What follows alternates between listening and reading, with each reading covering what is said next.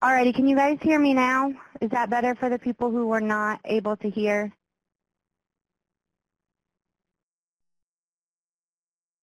Awesome. Alrighty, everybody. We're going to go ahead and get started on our agenda. Happy Friday to all of you.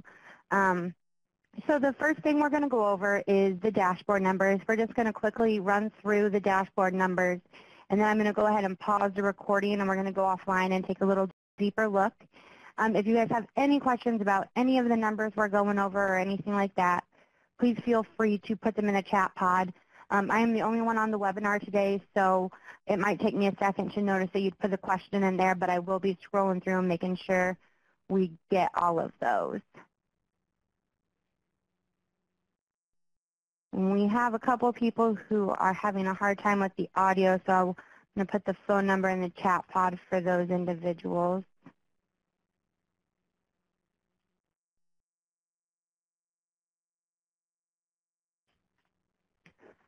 Alrighty. So the first dashboard we're going to go over today is the intake dashboard. We're just going to run through a couple areas that we have some customers piling up in. The first row that we have is this incomplete application older than 2 hours. We only have 2 customers in there. That's not bad. If you can, take a look and see if you have customers in this row. And if you do, make sure you're following up with them.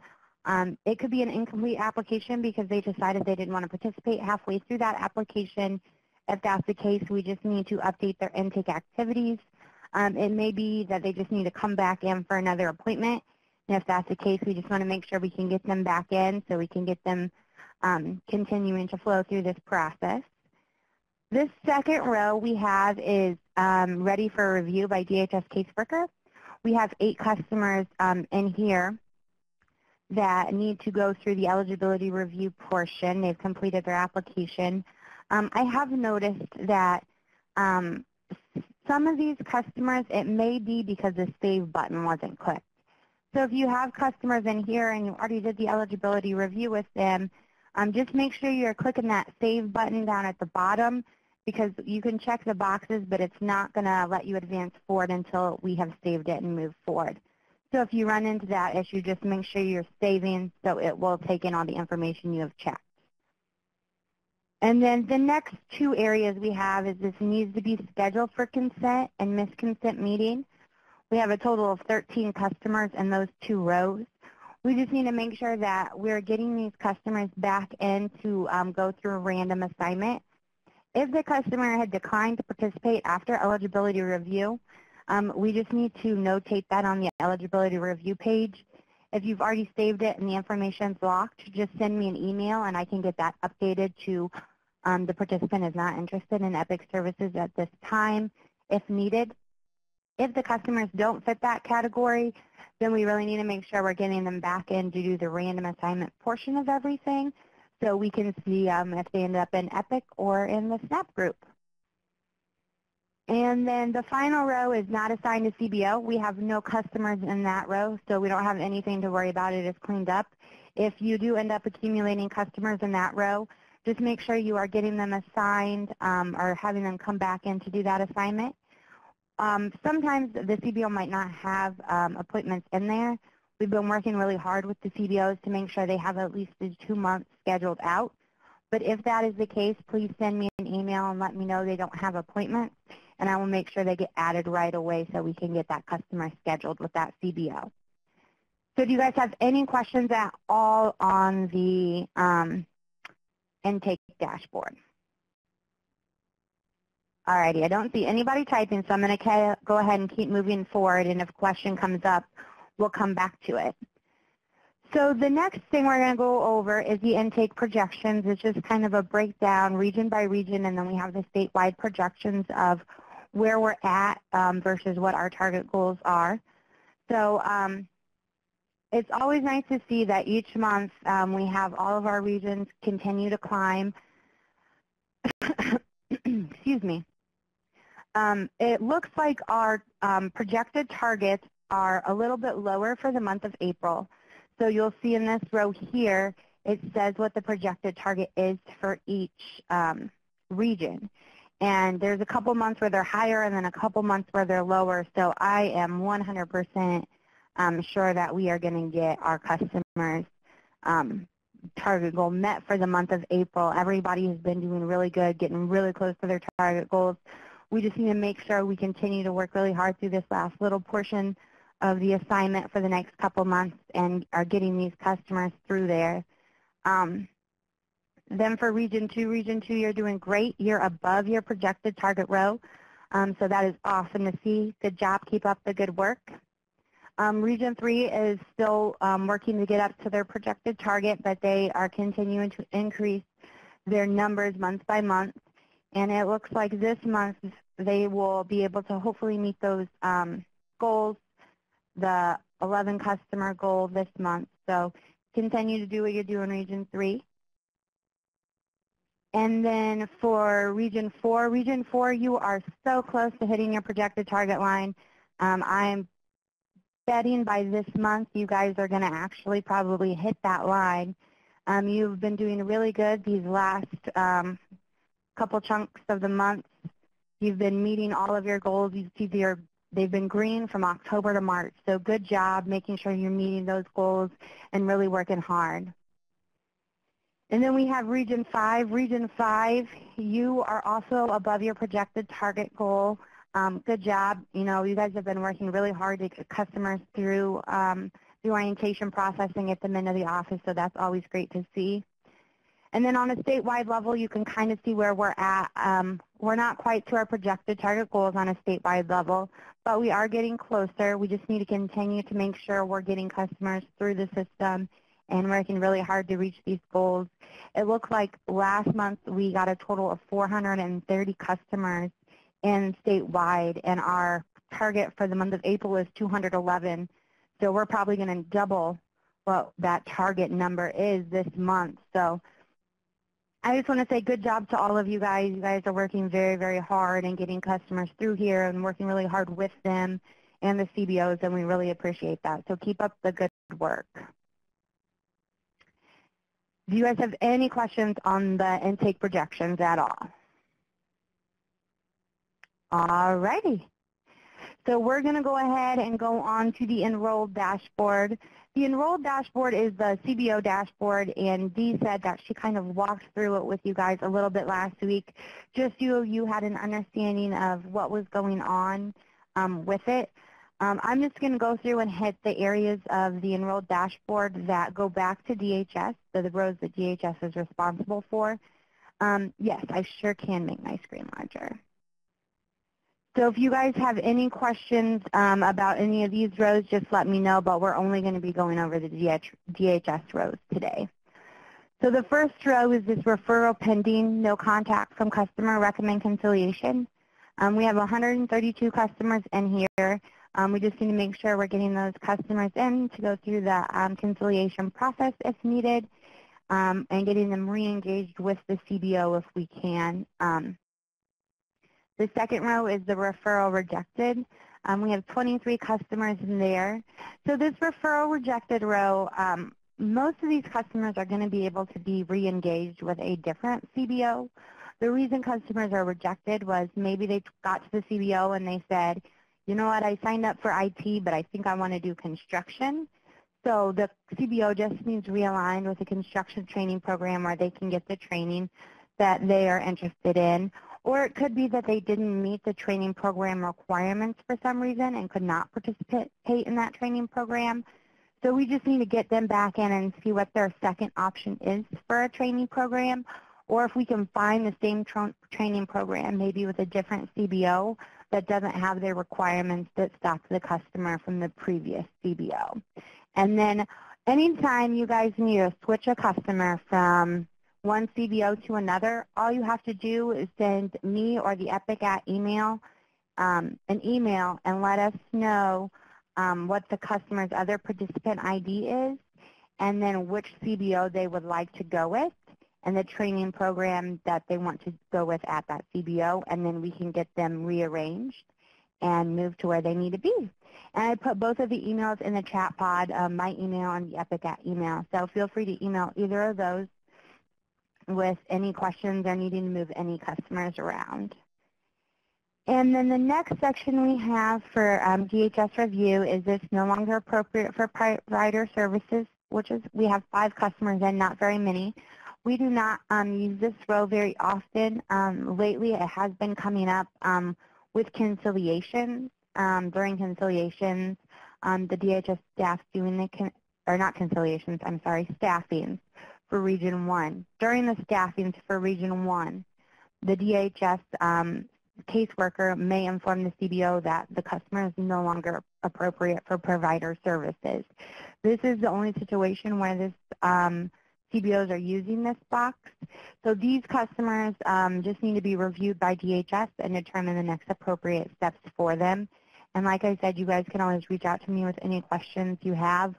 Maybe the customer should not be in this section. If that's the case, just let me know and we can get them moved around. But most of them, like I said, were from the staffing. The DHS caseworker doing that staffing informed the CBO they were no longer appropriate for the provider services. And then the final row on this enrolled dashboard is this DHS review recommend sanction row.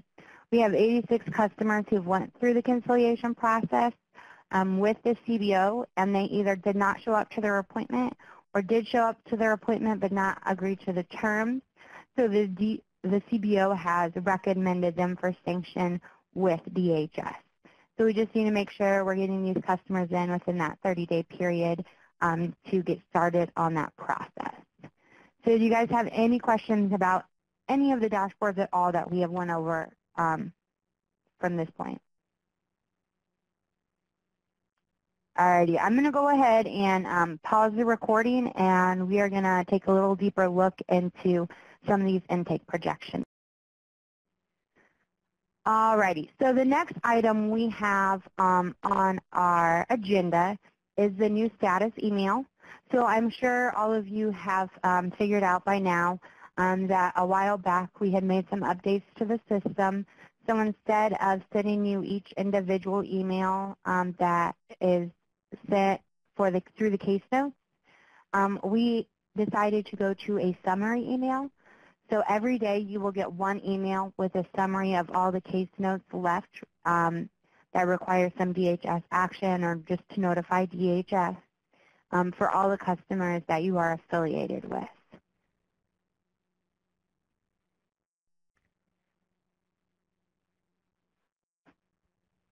Okay, so I have a comment from Deidre, a question, and she says, I have received this question. How is the CBO supposed to report income to DHS? So, Deidre, are you asking us how the CBO is supposed to report income to DHS, or somebody has asked you how the CBO is supposed to report income to DHS?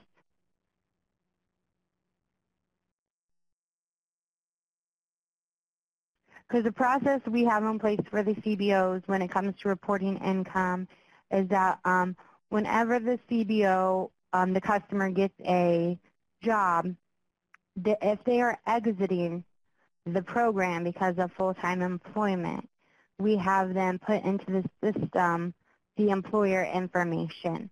The problem that a lot of our CBOs run into is that once the customer gets a job, they are no longer answering the CBO's phone calls or attending their appointments, and they kind of drop off of the map. So the CBO does sometimes struggle with getting that employment verification, but next Wednesday we're going to go over a process with them. We're going to have them use the 3085 form, I believe it is, the employment form. So they're getting a signature from the customer right off the bat that they do have permission to contact the employer to get that information. Because some of our customers have also told the CBOs they're not allowed to contact the employers. So we have them put that into the system, and then they're also required to put in the employer information on the 2151A for any type of employment the customer has. And so for the month that the customers are employed, that employer information should be on the 2151A in the employer section. And then Mr. McMorris says, how long does it take for them to be deemed exited the program? So once a customer has completed their training and has gotten a job, they mark the customer as exited, and they put in the exit date as the date the customer was hired by the employer.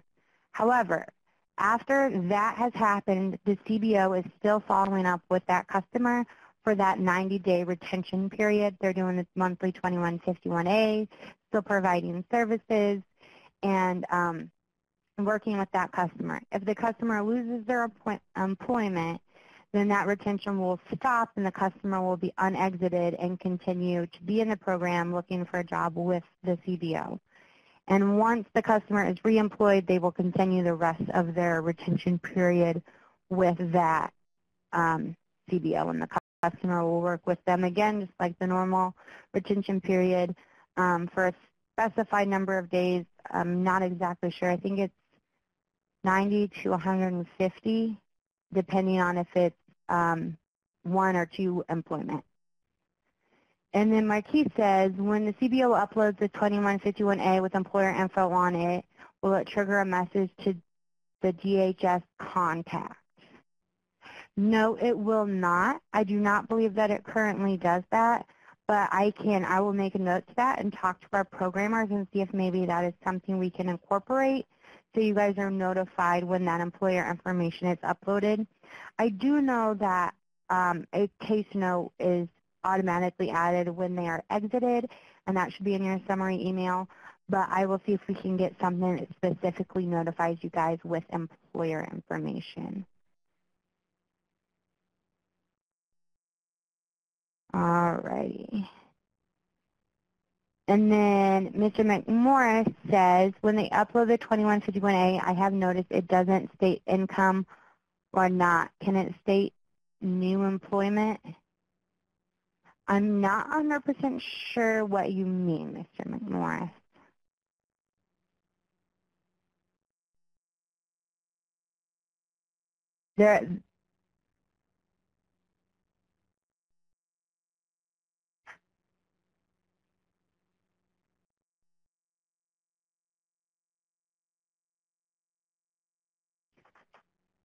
Okay, Leslie says she believes that a case note is added when a 2151 or 2151A is uploaded. Yes, and I believe you're right, Leslie. I'm not sure if it does it for the 2151A, but I'm pretty sure it does it for the 2151 with the status. Mr. McMorris says, we need to know specifically when someone is employed. Can there be a trigger message when they upload income? Yes, yeah. I'm going to talk to our programmers about that and see if we can figure out a way to automatically notify you guys whenever any type of employment information is put into the system. The only thing I can think of that might, because they're going to continue to put the employment information in as long as the customer is employed, so it will continue to send out notifications. But we will look into that and definitely see if we can get something put together so you guys are notified when that information is put in there. And yeah, and then it would be in that summary email that you get. Oh, okay. So, Ms. McMorris, you're specifically wanting the first time, you know, when the customer is employed, and then the retention for the next 3 months. Yeah, and we will look into that. So hopefully on our next webinar, I will have a little more information about what we can do for that. All righty.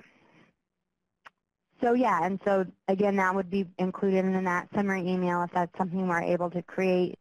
So you guys would be notified that way, as long as a case note would automatically be added to the customer's progress page. So the next item we have on our agenda is something that Dee had left for us. She's not able to be here today, but she would like to know who would have staff to attend a training webinar on April 17th from 1 to 2:30 p.m.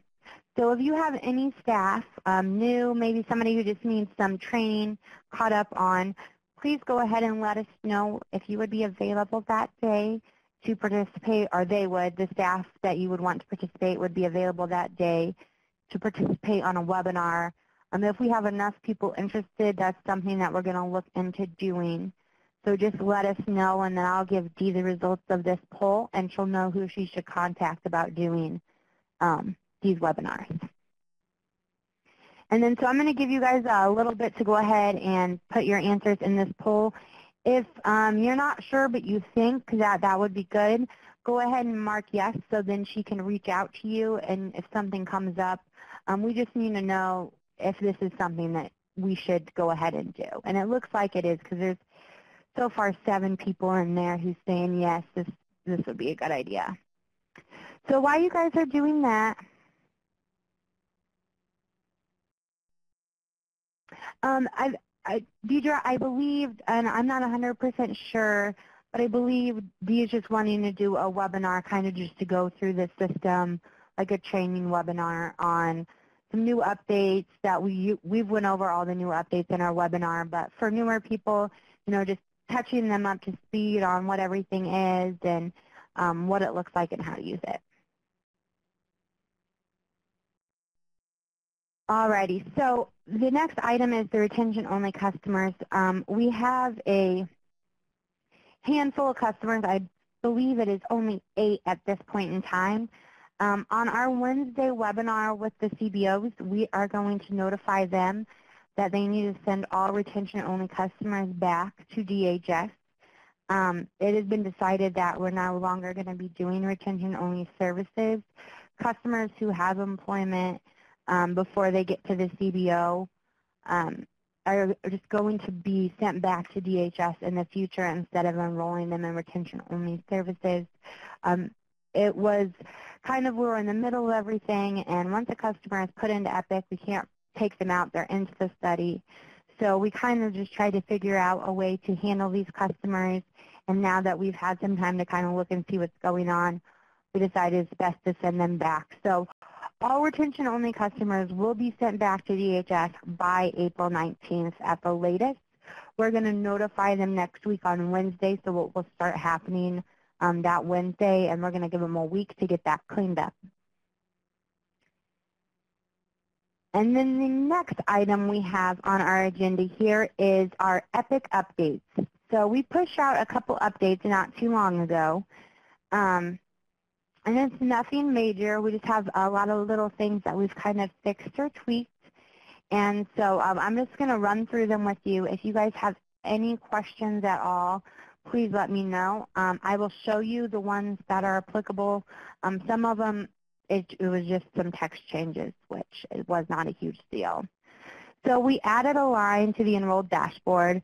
The CBO enrollment verification status, it's in a red area, and it reflects the customers who are exempt and elect not to participate. So that is this row right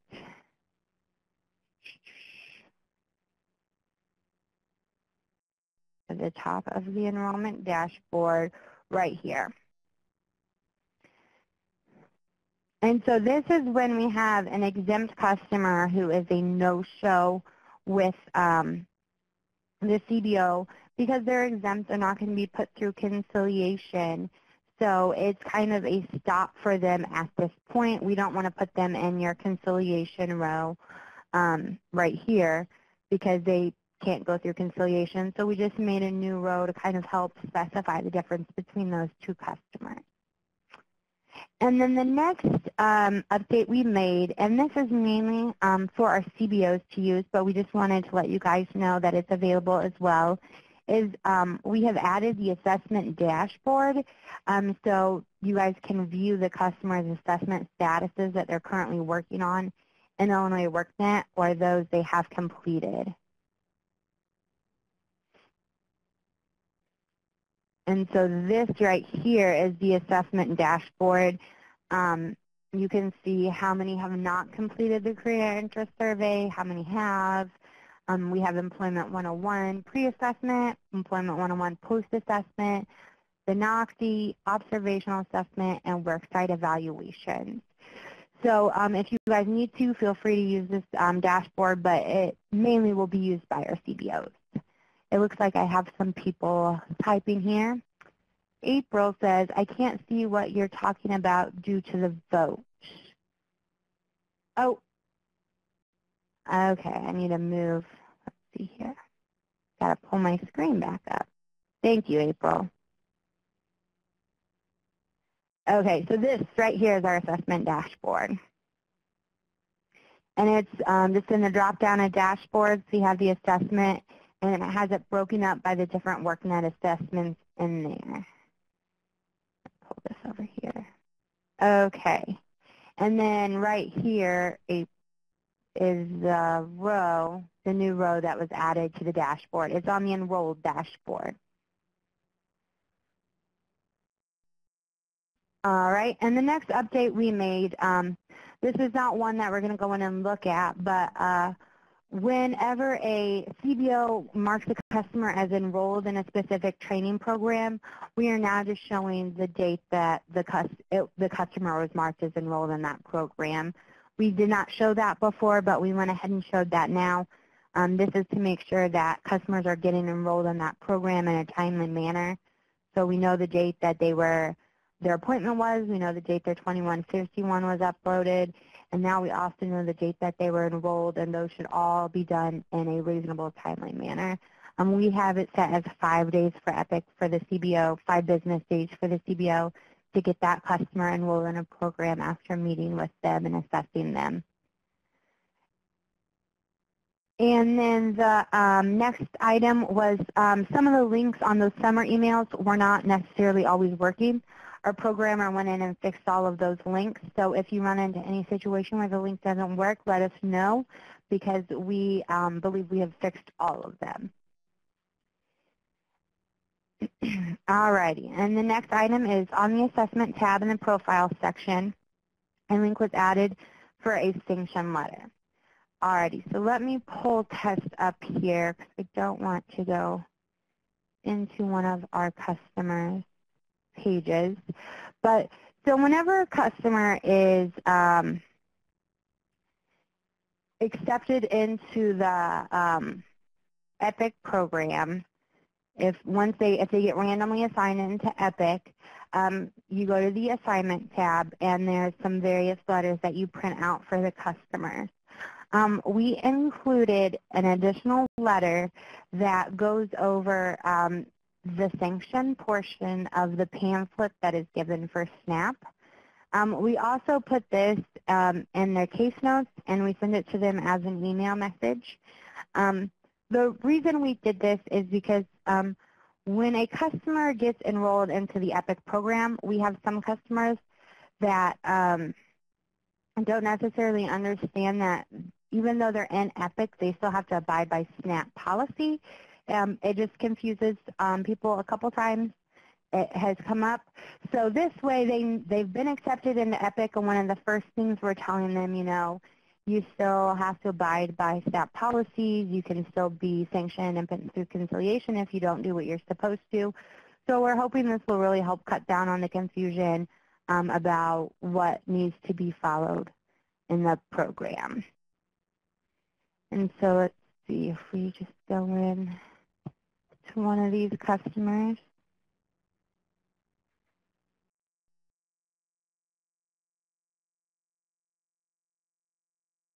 Okay.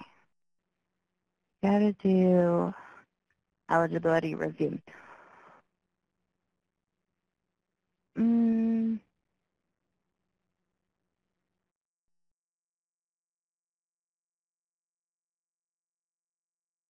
So do you guys have any questions on any of the updates that we have went over so far? Because this was the last one. We don't have any more to go over after this one. But if any questions arise in the future or anything, just send us an email, let us know what your question is, and we can work to get it figured out and resolved. So right here on the assessment dashboard, if you scroll down to the bottom where all the letters are, you will see that we have the download sanction for not complying letter now included on there that can be downloaded and given to the customer along with the rest of the forms that go over their new EPIC enrollment. So this is the letter that they will get. Alrighty. Well, if you guys don't have any questions or anything, we are all finished with the webinar. If anything comes up, like I said, feel free to reach out to me and let me know. And I will plan on talking to you guys in 2 weeks. Our next webinar will be on April 21st at 10 a.m. And we'll have lots of fun things to go over then.